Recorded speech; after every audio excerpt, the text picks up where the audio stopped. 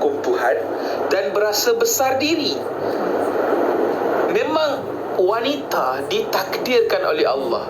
Sebenarnya kita semua, bukan wanita saja, kita semua berkebolehan untuk menerima ujian Allah. Kita berkebolehan. Cuma anda terima ataupun tak terima sahaja. Kita terima ataupun tidak sahaja. Takdir dan ketetapan Allah. Sebab itu kena menahan diri, tuan-puan. Menahan diri ni penting. Menahan diri ni adalah satu sifat, satu prinsip yang ada dalam rukun Islam. Hari ini masalah kepada orang Islam kita sendiri, kita telah meninggalkan prinsip-prinsip rukun Islam. Kita belajar rukun Islam, tetapi kita tidak mencemerlangkan prinsip rukun Islam. Sedangkan tuan-puan, rukun Islam itulah Islam.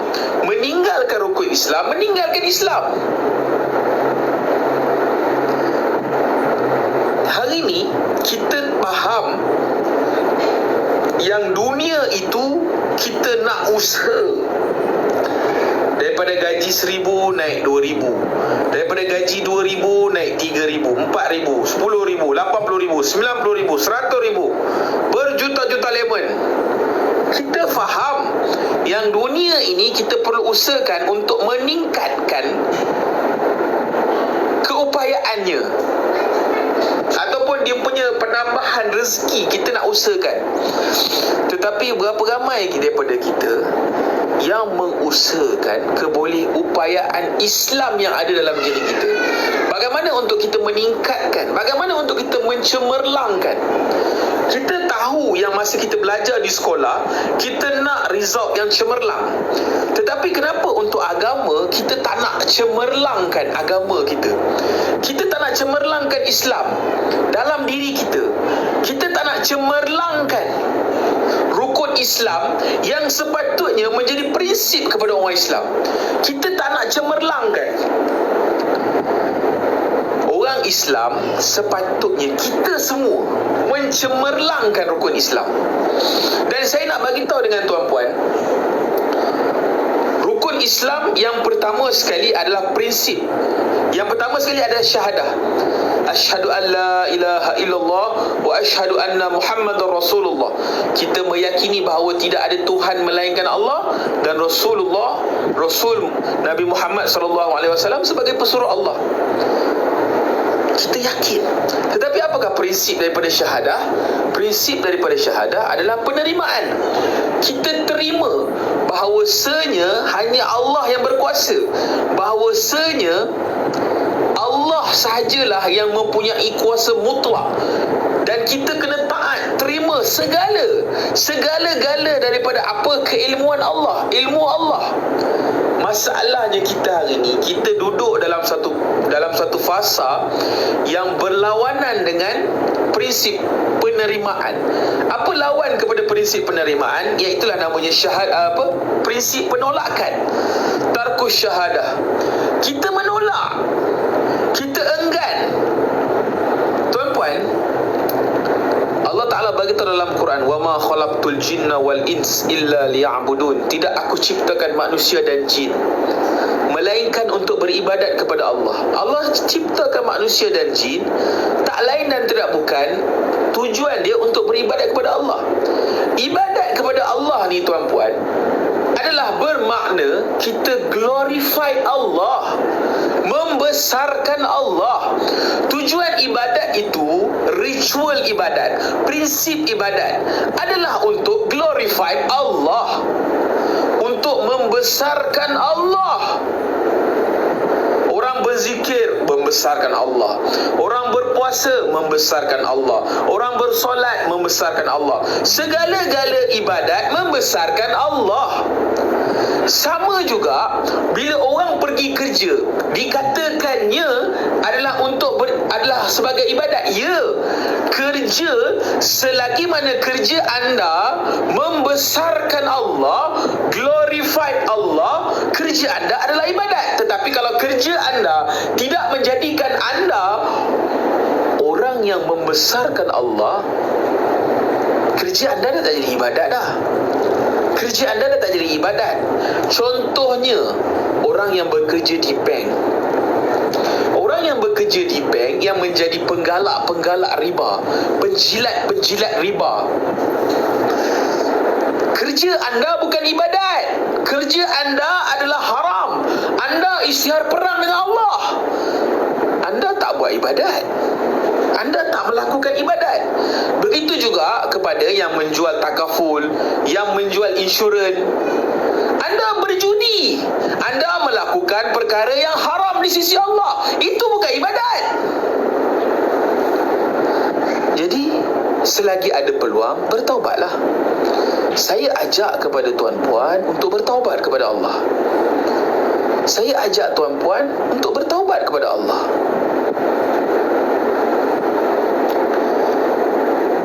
Tuan-puan yang dirahmati Allah, saya nak bagi tahu dengan tuan-puan, banyak pekerjaan-pekerjaan dalam dunia hari ini dia tidak menjadi ibadat kepada Allah. Kerana ibadat pekerjaan anda itu dia tidak membesarkan Allah. Bahkan anda bekerja dalam keadaan anda menolak hukum ketentuan Allah. Dan kebanyakan kita yang kita duduk hari ni, dia jangan cerita kerja yang saya sebut tadi, kerja bank ke apa, tak. Anda kerja kerajaan contohnya, anda menjadi pegawai besar. Bila mana anda membesarkan diri anda, membesarkan diri anda, yang mana seperti mana Fir'aun dia kata apa?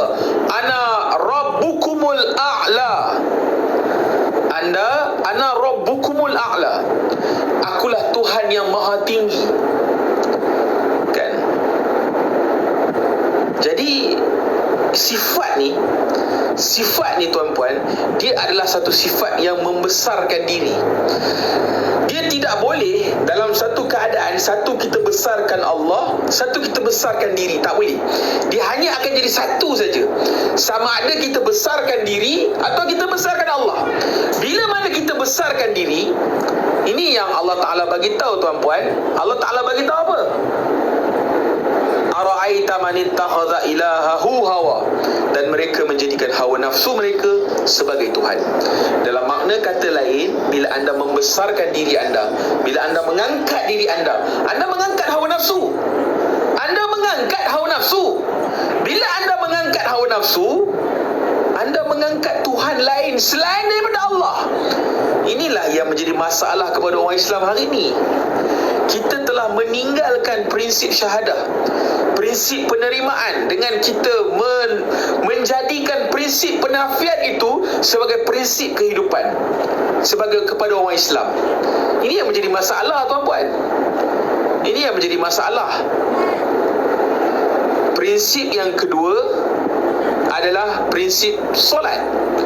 Solat ni dia bukan sekadar ritual. Ramai orang ingat dengan kita melakukan ritual, rukun solat kan, Allahu Akbar sampai habis, itulah cukup solat. Tak. Dan satu perkara saya nak bagi tahu dengan tuan-puan, the fact that dalam dibuatkan satu apa dia panggil statistik di Malaysia, bukan di luar negara di Malaysia sahaja. Di luar negara kita tak tahu apa cerita lagi lah. Di Malaysia 80% orang tak solat. 80% orang tak solat tuan-puan. Jadi bila 80% orang tak solat, yang lagi 20% solat, mungkin ya, mungkin tidak, kita tak tahu. Penuh ataupun tidak, kita tak tahu. Tetapi the fact that solat ini adalah prinsip ingatan. Solat adalah prinsip ingatan, mengingati Allah. Solat ni adalah satu perbuatan yang mana bila kita melakukan amalan solat, dia adalah satu pergerakan menunjukkan kita meletakkan diri kita. Setiap kali kita Allahu Akbar, Allah Maha Besar, kita tak ada apa. We are nothing. I am nothing. In front of you, Ya Allah, I am nothing. Ya Allah, thank you for giving me chance. Terima kasih Ya Allah kerana memberiku peluang untuk melakukan ibadat, untuk bersolat kepadamu Ya Allah. Tetapi berapa ramai orang yang sombong hari ini meninggalkan solat? Berapa ramai orang hari hari ini dia tidak mengamalkan prinsip ingatan. Mengingati Allah setiap keadaan dan waktu. Orang hari ini bila dia tidak mengingati Allah, dia mengamalkan prinsip yang berlawanan dengannya, iaitu prinsip lupa, leka dan lalai. Berapa banyak orang lupa, leka dan lalai? Hari ini tuan-puan, bila kita sebut tentang lupa, leka dan lalai, kita tengok konsert-konsert yang sedang rancak sekarang ni di seluruh negara. Rancak tuan-puan. Konsert-konsert yang sedang rancak berlaku di seluruh negara. Bukan zaman kerajaan yang sekarang saja. Zaman kerajaan yang terdahulu-terdahulu pun konsert berlambak-lambak, konsert bersepah-sepah. Tuan-tuan, orang dulu, saya nak bagi tahu dengan tuan-puan, at least kalau kita pergi konsert, kita tahu benda tu maksiat, kita tahu benda tu lara, kita tahu benda tu tak betul. Engkau nak pergi berhibur, engkau nak pergi memuaskan hawa nafsu engkau, kau nak mengutamakan hawa nafsu engkau, engkau nak membahagiakan hawa nafsu engkau, sekurang-kurangnya malulah dengan perbuatan tu. Pasal apa tak ada rasa malu? Pasal apa tak ada rasa malu orang-orang sekarang ni? Apa tak rasa malu ke perbuatan lara, perbuatan memaksiati Allah? Konsert ni dia satu keadaan yang mana lelaki perempuan bercampur, berlompat-lompat, terkinja-kinja. Adakah penyanyi ataupun performer yang duduk atas pentas tu ajak supaya mengingati Allah? Tak. Dia tak ada performer yang di atas pentas yang ajak untuk ingat kepada Allah. Tak ada. Semua ajakkan supaya lupa, leka dan lalai. Lupa, leka dan lalai inilah tuan-puan adalah satu keadaan yang mana kebanyakan orang Islam in the state of lupa, leka dan lalai. Sebab itulah orang-orang yang hidup dengan kehidupan beriba ni dia rasa best. Dia rasa bagus. Kehidupan beriba ni lah yang akan menyebabkan kemajuan. Dia lupa yang mana kehidupan akhirat itu adalah kehidupan yang sepatutnya kita capai. Sepatutnya prinsip akhirat itulah yang kita kena cemerlangkan. Tetapi kebanyakan, sedihnya tuan-puan, manusia hari ini mencemerlangkan prinsip dunia. Berapa banyak kecemerlangan yang kita tengok pada dunia hari ini? Berapa banyak highway yang naik? Berapa banyak bangunan-bangunan yang naik?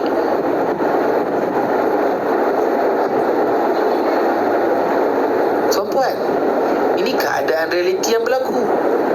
Ini realiti yang berlaku. Kita lupa ke kepada Allah yang sebenarnya kita kata kita menerima akan Allah dan kemutlakannya. Kita menerima Allah, kita menerima kemutlakan Allah. Tetapi kita berdusta. Kita berdusta.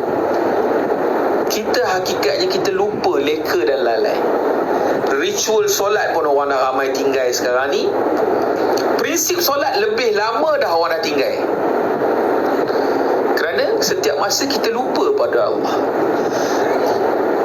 Saya nak ingatkan diri saya dan diri tuan-tuan, kehidupan dunia ni adalah satu kehidupan yang sementara.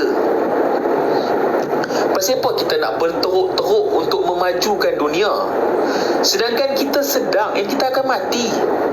Nabi suruh tanam pokok. Kalau esok nak kiamat, hari ni tanam pokok je.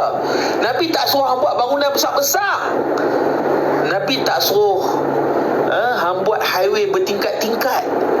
Nabi tak suruh hang kejar dunia. Inilah yang berlaku tuan-tuan. Kita melupakan ingatan kepada Allah. Kita lupa, leka dan lalai. Itulah rukun Islam yang kedua. Sebab itu ajakan lagi dan lagi ni adalah ajakan untuk orang Islam kembali kepada rukun Islam. Kita kena kembali kepada rukun Islam, tuan-puan. Masalahnya kita hari ni, kita telah meninggalkan prinsip-prinsip rukun Islam dan kita hidup dengan prinsip yang berlawanan dengan rukun Islam. Prinsip yang ketiga adalah zakat. Rukun Islam yang ketiga adalah zakat.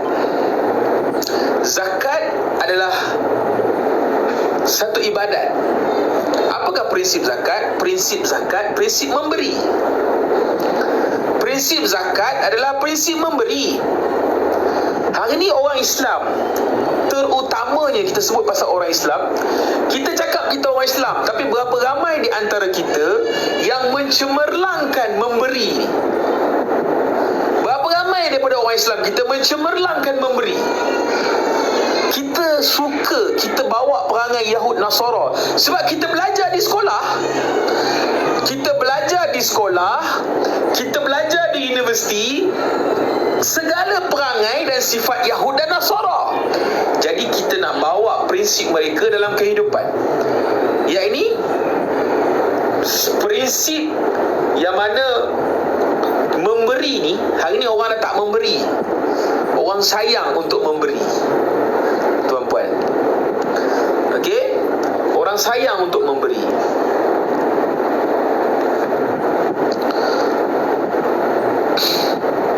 Memberi maaf. Berapa ramai di antara kita yang sudi memberi maaf? Berapa ramai di antara kita yang mana hari ni contohlah kita yang berlaku jalan, kita tengah beratur panjang, tiba-tiba ada orang datang potong queue. Berapa ramai di antara kita yang sudi memberi laluan? Berapa ramai di antara kita yang sudi memberi maaf? Berapa ramai?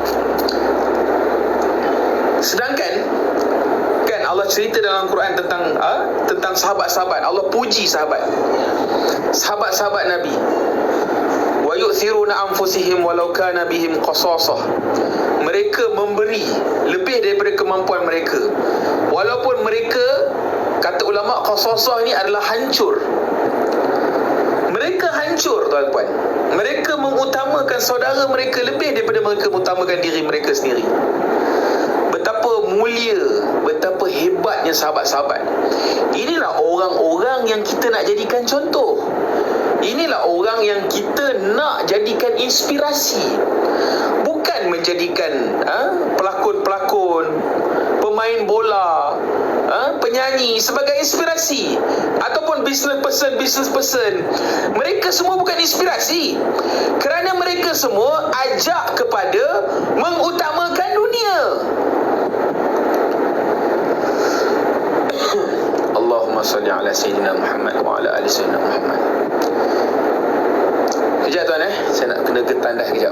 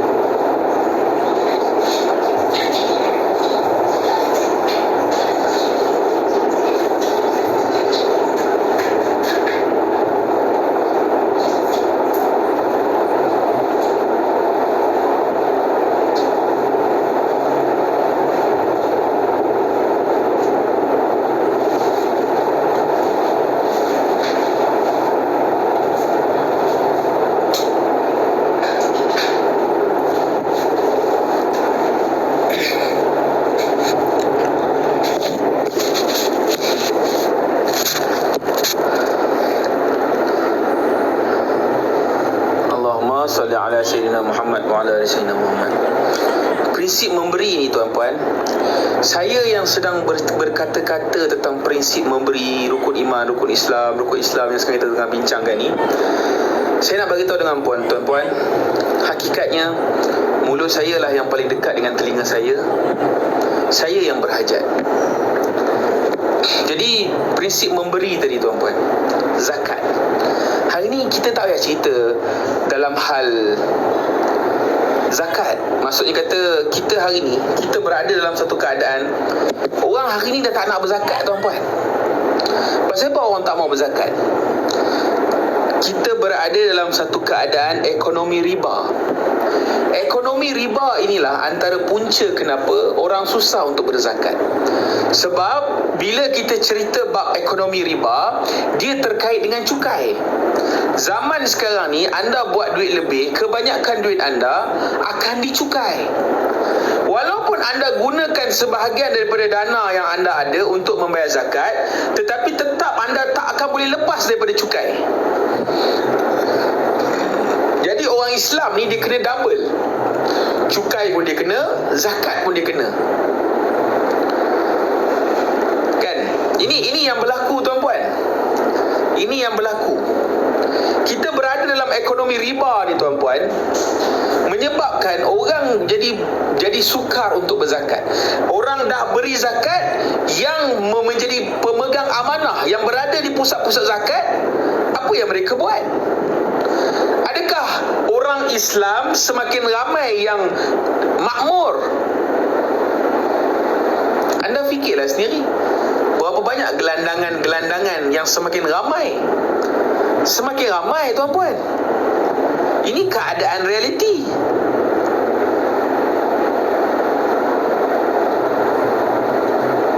Tuan-tuan tahu tak, pada tahun 2020, yang latest saya tak dapat data, yang saya tahu 2020, pusat zakat carry forward di seluruh Malaysia, carry forward $500 million. Saya nak tanya dengan tuan-puan, sepatutnya untuk ustaz-ustaz, asatizah, ulama-ulama yang mungkin singgah dalam live ni, saya nak tanya dengan tuan-puan, sepatutnya menjadi amalan zakat dalam Islam, bukankah sepatutnya dihabiskan? Apa yang dia dapat, dihabiskan. Dia dapat lain, dia pulangkan. Tapi kenapa banyak sangat aset-aset, harta-harta orang Islam yang dikumpulkan lalu dibawa carry forward. Ini keadaan yang kita kena fikirkan tuan-puan. Sebab apa? Sebab kita melihat akan kemajuan. Kemajuan ni dia nakkan progres, penambahan. Bertambah angka, bertambah. Ini yang berlaku. Ini keadaan yang berlaku tuan-puan. Jadi zaman kita hidup ni, prinsip syahadah, prinsip solat, prinsip zakat, kita dah tak cemerlangkan. Kita tidak mencemerlangkan zakat, kita tidak mencemerlangkan rukun Islam itu sendiri. Prinsip yang keempat adalah puasa. Rukun Islam yang keempat, puasa. Puasa ni bukan sekadar amalan kita berpuasa di bulan Ramadan. Puasa ini adalah prinsip menahan diri. Allah ajar kita. Tuan-puan, kalau tuan-puan berpuasa di bulan Ramadan, boleh tak kalau kita duduk dalam rumah kita seorang-seorang, kita masak nasi, kita makan? Boleh tak? Boleh. Boleh sangat. Tuan-puan nak minum air, tuan-puan duduk rumah seorang-seorang, boleh tak minum air? Boleh. Tetapi kita tahu Allah melihat. Jadi kita minum tak? Kita tak minum. Hatta untuk orang yang dah berkahwin, dia boleh bersama dengan isteri dia, tapi Allah kata tak boleh. Menahan diri. Kena tahanlah diri. Jadi tuan-puan yang dirahmati Allah, prinsip menahan diri inilah ada satu prinsip yang mana orang Islam telah jauh lama dah kita tinggalkan tuan-puan. Kita telah meninggalkan prinsip menahan diri. Menahan diri. Berapa ramai orang daripada kita yang menahan diri? Kita kalau nak marah, kita marah semarah-marahnya. Kita tak boleh nak menahan diri kita. Kita kalau orang kata apa? Kalau nak letup muka orang, kita letup dandan.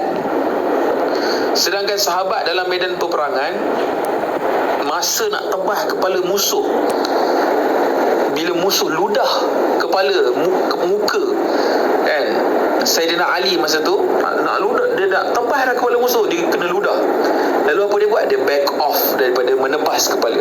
Sebab dia kata apa? Tadi aku nak tebas kerana Allah. Jadi bila kau ludah aku takut, aku marah, aku meluat, aku benci sebab diri aku, bukan kerana Allah. Jadi menyebabkan aku menahan diri. Ini yang berlaku tuan-puan. Berapa banyak kes sahabat-sahabat, mereka menahan diri. menahan diri. Hari ni kita dah hilang prinsip menahan diri, tuan-puan. Siapa yang jadi kerajaan, semua tak sabar-sabar untuk menyakau duit-duit rakyat. Jangan cakap kerajaan yang sekarang ke dulu ke, sama je.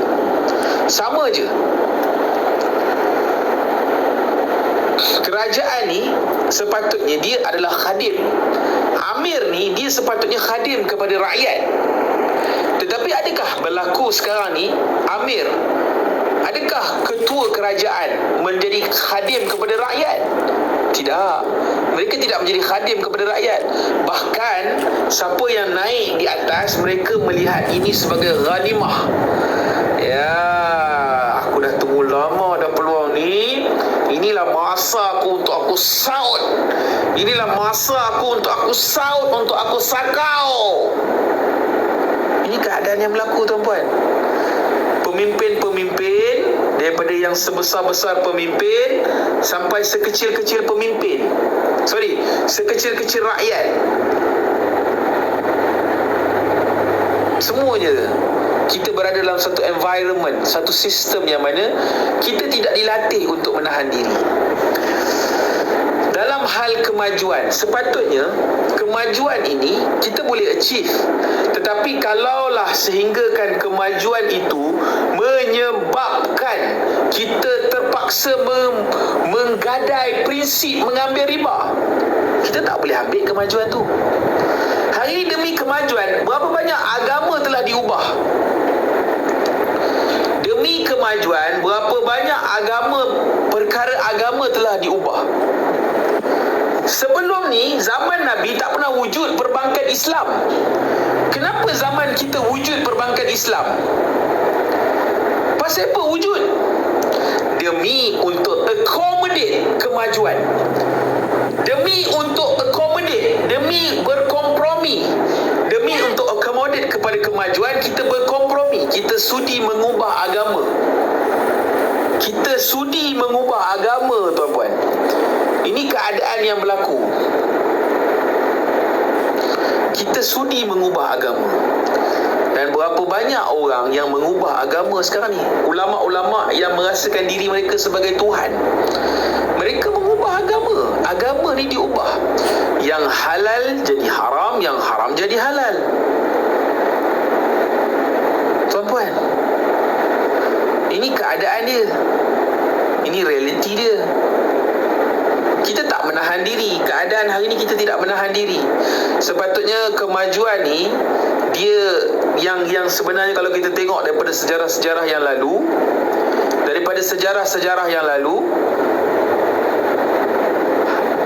saham haram, ulama adjust. Inilah kata ulama yang merasa diri mereka Tuhan. Dia adjust. Dia bukan jihad ekonomi. Ini bukan jihad ekonomi. Ini jihad, bukan jihad pun, ini pelingkup kepada agama. Ulama-ulama yang sudi mengubah hukum Tuhan ni, mereka ni pelingkup kepada agama. Agama ni di akhir zaman, kenapa antara sebab umat semakin jauh? Sebab adanya ulama-ulama pelingkup yang dipanggil ular mak. Mereka ni lah ular mak. Anda fikirkanlah sendiri. Anda gunakan akal yang anda beri. Jangan kira semua nak suap. Semua nak nganga yang kejar. Jangan. Buka minda, fikir. Ini keadaan yang berlaku. Allahumma salli ala Sayyidina Muhammad wa ala ali Sayyidina Muhammad. Nak tak nak, sepatutnya kita orang Islam, kita kena menahan diri, tuan-puan. Kita kena menahan diri. Kalau tak boleh ambil riba, tak payah ambil riba, tak apalah. Apa salahnya? Dunia ni sementara. Kita daripada awal tadi kita bincang, dunia ni sementara. Dunia ni bukan kita nak duduk lama. Apa rugi ke? Tuan-puan, saya cakap dengan tuan-puan, saya berbagi tahu ni bukan kerana saya benci kepada saudara-saudara Islam saya. Tak pernah terlintas walaupun sedikit akan kebencian kepada anda. Bahkan inilah kaedah untuk saya memegang ataupun kita memberi peringatan. Maka Allah Ta'ala beritahu peringatan tu baik untuk orang-orang beriman, terutamanya saya. Saya tak tahulah, saya harap saya orang beriman. Saya harap moga-moga Allah letakkan nama saya dalam list orang beriman. Tapi Allah bagi tahu perintah Allah yang mana kita kena ingatkan saudara-saudara kita. Kita kena ingatkan saudara-saudara kita. Suka tak suka, nak tak nak, perkara yang pahit benar ni dia memang pahit. Tapi kepahitan itulah ubat. Hari ni semua orang nak manis, semua orang nak manis, semua orang nak manis. Makan manis, minum manis, semua benda manis. Apa berlaku kepada bila semua benda yang kita ambil itu manis? Semua manis. Penyakit. Penyakit tuan-puan. Bila semua benda manis, penyakit.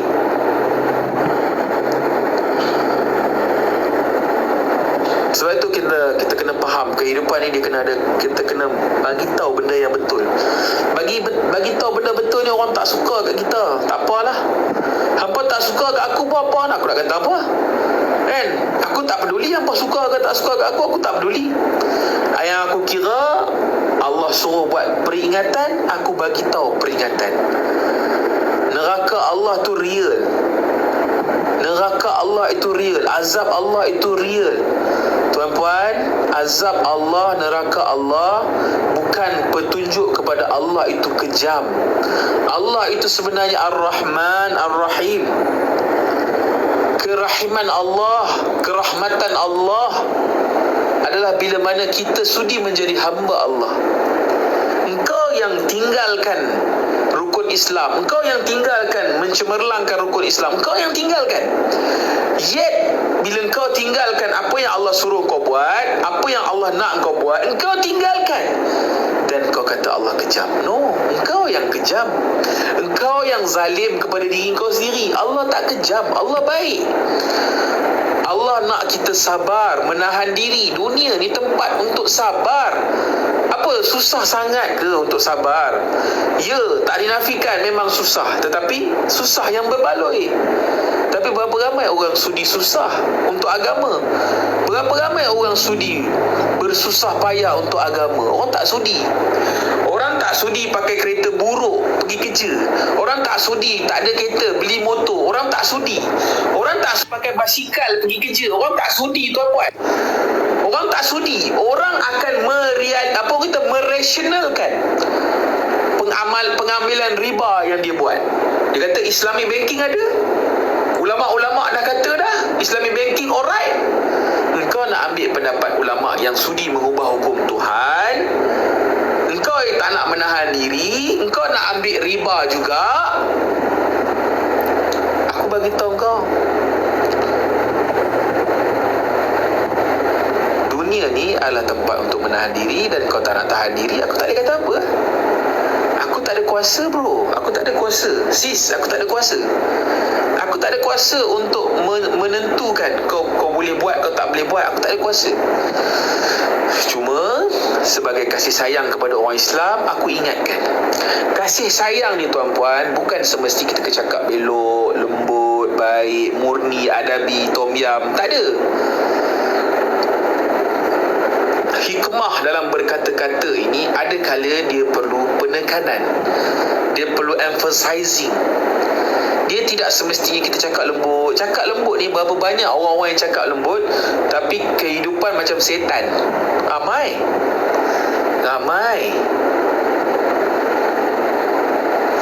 Jadi insyaAllah tuan-tuan dah dekat maghrib.